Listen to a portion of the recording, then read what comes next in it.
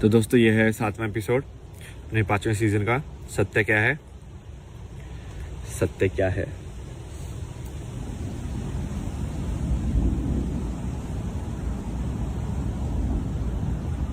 देखो सत्य क्या है, इसका जवाब तो एक्चुअली कोई नहीं दे सकता है, क्योंकि इसका जवाब शब्दों में हो ही नहीं सकता है। ये ऐसी चीज है ना जो शब्द में यदि आ गई होती ना आज तक, तो ये इसके फिर ये इसका मतलब इलोन मस्क के पास सबसे ज्यादा होती है, क्योंकि शब्द में जो चीज आ जाती है वो बिकाऊ हो जाती है। फिर एक कुछ न कुछ उसका कीमत लगी जाती है कभी ना कभी।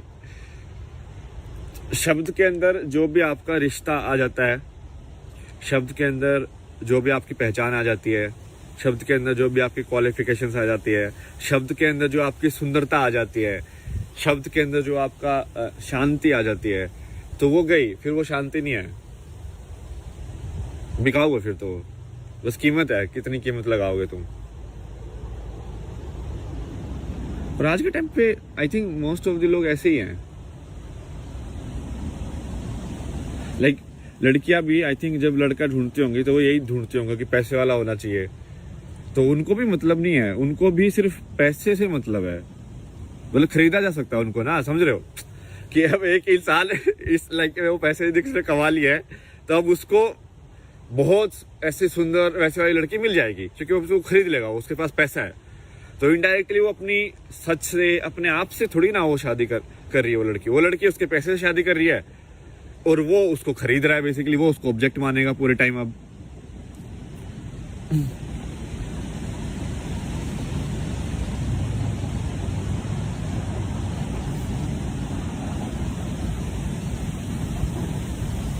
तो पूरा सोच ही बदल गया ना। मतलब एक रिश्ता जो है, स्पेशली जो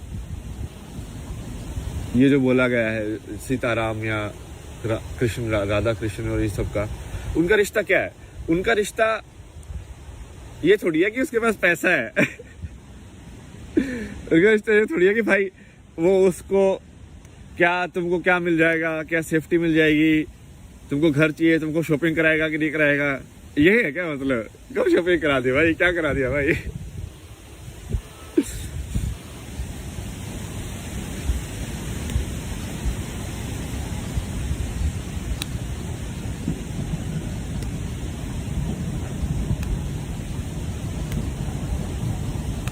या फिर तुम्हारी इच्छाओं को पकड़ ले वो कि तुम, हाँ भाई जैसे दूसरों का होता है ना कि कोई एनआरआई है तो उसको भाई अलग उससे वो मिलता है प्रेफरेंस, क्योंकि बहुत सारी लड़कियों को आना होता है यहाँ पे, या लड़कों को आना होता है, एक ही बात है। सो मान लो एनआरआई लड़की है तो मान लो लड़कों को आना होगा, तो वो लड़का भी अलग सही है भाई, बाहर देश में तो जाएंगे।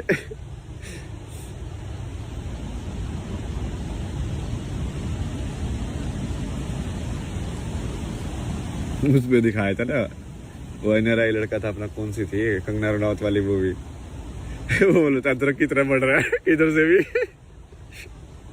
आदमी नहीं।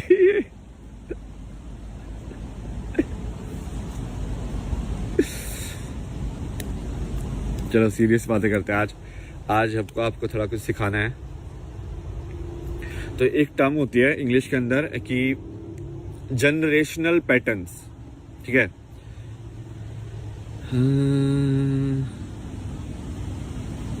इसका नाम है, एक वीडियो भी थी मेरे को, वो सही, बिल्कुल सही दिखाती है इसको। वैसा ही बिहेवियर होता है इंसान का भी, एग्जैक्टली।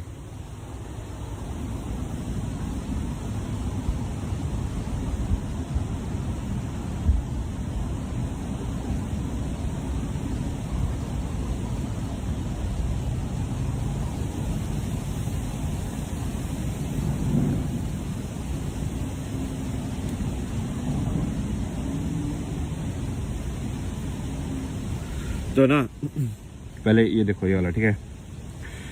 तो ये क्या है, एक एक्सपेरिमेंट है जिसमें उन्होंने क्या किया कि उन्होंने जो फ्लाइज थी उनको एक डब्बे में बंद कर दिया यहाँ पे, ठीक है। डब्बे में बंद कर दिया तो वो डब्बे के अंदर उड़ती रही, ठीक है, उड़ती रही। थोड़े टाइम के बाद क्या किया उन्होंने, इसके ढक्कन को हटा दिया, ठीक है। ढक्कन को हटाने के बाद भी वो फ्लाइज एक्चुअल के अंदर बाहर नहीं गई, मतलब वो फिर भी ऐसी ही उड़ती रही। उनको ऐसे लगा कि अभी भी ये यही दीवार है। मतलब यदि तुम एक्चुअली डब्बे को भी हटा दोगे ना किसी तरीके से, बिना कोई लाइक ज्यादा एनर्जी डिस्टरबेंस किए, तो तुमको ऐसे लगेगा कि वो हवा में सिर्फ इसी एरिया के अंदर ही घूम रही हैं। वो इसी एरिया के अंदर क्यों घूम रही है? क्योंकि उनको अब ऐसा लगता है जैसे कि अब पहले क्या हुआ, एक जनरेशन हुई होगी फ्लाइज की, वो मम्मी फ्लाइज मान लो, तो मम्मी फ्लाइज ने बोला, सोचा होगा कि उनको पहले बंद किया होगा, उनको याद होगा कि हम बाहर भी दुनिया है, ठीक है, बट अब उनको बंद कर दिया। तो उन्होंने कोशिश की होगी थोड़ा टक्कर वक्कर मारने की, भाई हाँ ठीक है खोलो खोलो क्या है बाहर जाना है हमें, या दीवारों को भी टक्कर मारी होगी। बट फिर उनको लगा होगा कि नहीं इतना ही है, नहीं अब वो चली गई है, वो हो नहीं सकता, ठीक है, तो वो हो नहीं सकता, तो इन्होंने मान लिया, तो अब वो अंदर ही उड़ने लगे। अब उनके जो बच्चे पैदा हुए उन्होंने उनको भी यही सिखाया कि ये हो नहीं सकता, ठीक है। अब वो जो बच्चे थे उन्होंने तो, उनको तो ये भी नहीं पता था कि बाहर हो भी सकता है, समझ रहे हो, तो उनको तो सीधा यही पता चला कि हाँ ये तो हो ही नहीं सकता। तो अब उनके बच्चों के लिए तो बाहर है ही नहीं, मतलब इसलिए कि उनका दिमाग में ही बैरियर बन गया कि ये है ही नहीं, मतलब। तो अब यदि तुम डब्बा हटा दोगे, ढक्कन भी हटा दोगे, तो भी वो ऐसे ही उड़ते रहेंगे, टक टक टक। इसको ही इंग्लिश में बोलते हैं कंडीशनिंग।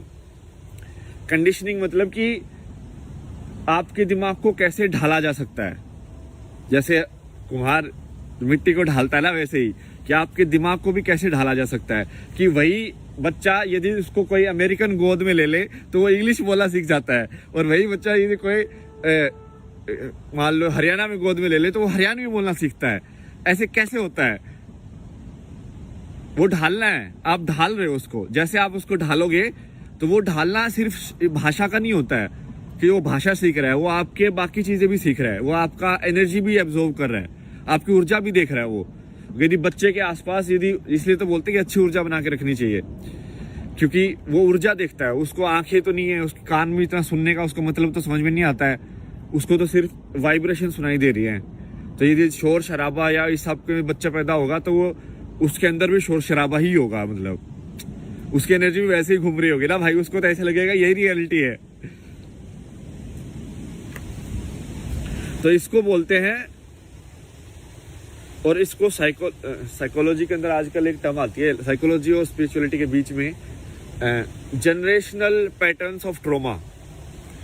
कि जनरेशन पैटर्न्स ऑफ ट्रॉमा क्या होते हैं कि तुमको गुस्सा आता है जो कि तुम्हारे पापा को गुस्सा आता था, तुम्हारे पापा को इसलिए गुस्सा आता है जो कि उनकी मम्मी को गुस्सा आता था, उनकी मम्मी को गुस्सा इसलिए आता है क्योंकि उनके पापा को गुस्सा आता था। तो बेसिकली ये ट्रांसफर हो रहा है हर जनरेशन में गुस्सा। या ऐसे ही प्यार भी ट्रांसफर होगा कि जैसे ये तो देखा भी जा सकता है ना, तुम देखो ये पूरा जो जिनको एशियन कंट्रीज बोलते हैं, वैसे ये तो एशियन, अपन भी एशियन ही है, इंडिया भी, पता नहीं इंडिया को क्यों नहीं काउंट करते भाई, या तो इंडिया नहीं चाहता होगा, क्या पता, जो भी है। तो जैसे ये जो कंट्रीज हैं, कोरियन, जापानीज, यहाँ के लोग अभी भी बहुत ज्यादा पीसफुल है यार। मतलब तुम उनका रहन सहन देखना, मतलब एक छोटे से कमरे के अंदर एक बेड को ऐसे नीट एंड क्लीन इतना अच्छे से लगाएंगे, सारा सवाल भी ऐसे होगा। तुम देख नहीं रहे हो क्या उनके अंदर एक वो बुद्ध का अभी भी वो है, एक चीज, एक वाइब्रेशन है उनके अंदर, वो चलने का उनका स्टाइल बिल्कुल आराम आराम से, जो कि जब किसी कल्चर पे वो चीज पेनिट्रेट कर जाती है ना तो वो रह जाती है। जैसे इंडिया के अंदर ये सब वाइब्रेशन जो है ना पुराने उनकी हैं अभी भी, शिव की, कृष्ण की वाइब्रेशन देखो अभी भी है, बहुत ज्यादा है कृष्ण की वाइब्रेशन। मतलब लोगों ने बहुत उल्लू बनाया, पैसे कमाने की कोशिश भी की है कृष्ण का नाम लेके, बट उसका सही में वाइब्रेशन, मतलब कि उसका कैरेक्टर जैसे बुद्ध का है, वो बुद्ध का कैरेक्टर ही तो है कि वो आराम से रहना है, ऐसे लाइक जैसे तुम इनका मेडिटेशन की वीडियो देखता हो तो कितना आराम से बोलते हैं ये लोग, ऐसे बोलते हैं, हम आपके लिए बोलेंगे क्योंकि मैं बोल रहा हूँ। मतलब ये क्योंकि क्या करते हैं ना, माइंडफुल अवेयरनेस रखते हैं, तो ये शब्द के बीच बीच में भी गैप दे के कि हाँ मैं ही बोल रहा हूँ, लाइक बीच बीच में वो मेडिटेशन कर रहे हो, मतलब ये समझ रहे हो, बोलने के साथ साथ।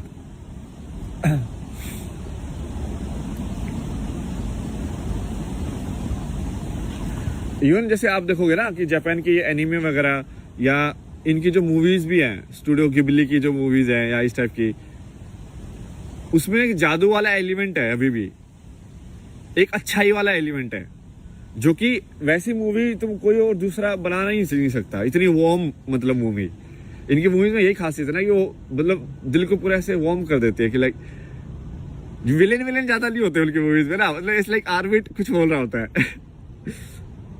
लेकिन बिना विलेन के भी कहानी खेली जा सकती है। ये आज के टाइम में क्या होगा ना, ड्युअलिटी के मॉडल में कि भाई तुमको अब बुरे इंसान चाहिए अच्छाई दिखाने के लिए, तो वो बुरे इंसान जानबूझ के बुरे बन रहे हैं लोग, मतलब नहीं चाहिए भाई, बुरों की कोई जरूरत नहीं है अच्छाई के लिए। तो ये मेन चीज तो यही थी, और इसके ऊपर और भी मैं एग्जांपल देता हूँ। पहले तो मैंने आपको बताया कि कंडीशनिंग कैसे होती है, ठीक है, ये तो आप समझ गए होंगे, उदाहरण दे दिए मैंने, 3-4 उदाहरण दे दिए हैं, और ये एक्सपेरिमेंट की वीडियो भी है, मेरे को इंस्टाग्राम पे दिखाता है, मुझे लगा ये तो परफेक्ट एक्सपेरिमेंट है भाई। इंसान एक्चुअली में यही होता है, इंसान बस ये स्पेस के टर्म्स में हुआ इनका कि वो बाहर उड़ नहीं सकते, बट एक्चुअली में वो बाहर उड़ नहीं सकते, ये तो उनके दिमाग में बना है ना।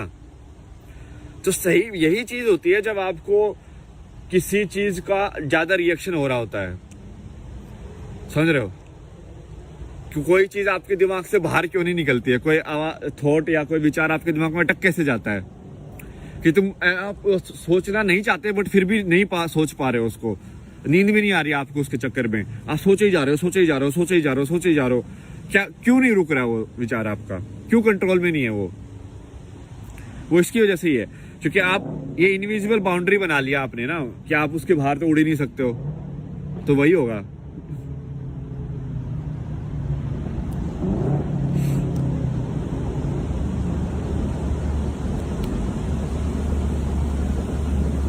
और ये थोड़ा एक्चुअल में ऐसा है नहीं, मतलब थोड़ा और डीपर है कॉन्सेप्ट, बट कर्म का कॉन्सेप्ट थोड़ा सा ऐसा ही है।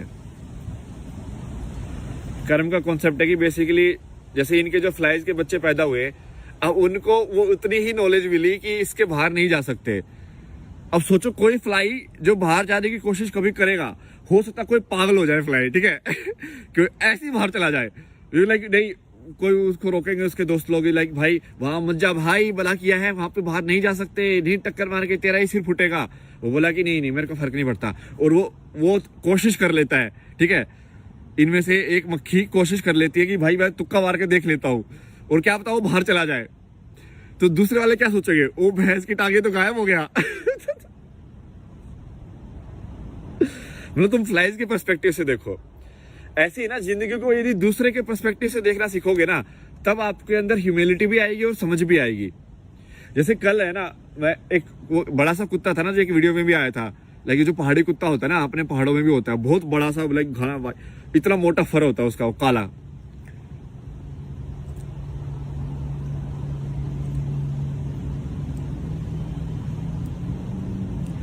तो वो मैं उससे ऐसे लाइक ऐसे बात सा कर रहा था, मैं क्या कैसे है भाई, तो वैसे वो फिर भौंकने लगा वो, तो उसकी है ना वो भौंकने की आवाज काफी लाउड है, तो एकदम से भौंका ना, तो मैं थोड़ा डर गया। तो फिर वो जो उनकी थी वो बोल रही थी कि नहीं, मतलब वैसे मुझे पता था कि वो कुछ करेगा नहीं, क्योंकि ऑब्वियसली वो दोस्ती है, वो तो मेरे पास ही बैठा रहता है। नहीं, ये रियलाइजेशन इस चीज का है कि हमने ना आवाज को उसका मतलब समझ लिया है। जैसे कोई लाउड वॉइस जरूरी नहीं है कि वो ईर्ष्या से भरी हो, या कोई आराम से बोल रहा है इसका मतलब जरूरी नहीं है कि वो आपके हित में बात कर रहा हो। भाई मैनिपुलेटर बहुत है दुनिया में, ठीक है, मैं आराम से भी बोल सकता हूँ ऐसे आपके सामने अभी, हाँ बच्चा आपके लिए सब सुख होगा, भला होगा, ऐसे ही है दुनिया में, जो तुमको सुला दो बेसिकली आराम से। ये नाटक भी हो सकते हैं। तो अब कुत्ते की आवाज ही भौंकना है, समझ रहे हो, ये जो मैं कर रहा हूँ मैं भी भौंक ही रहा हूँ।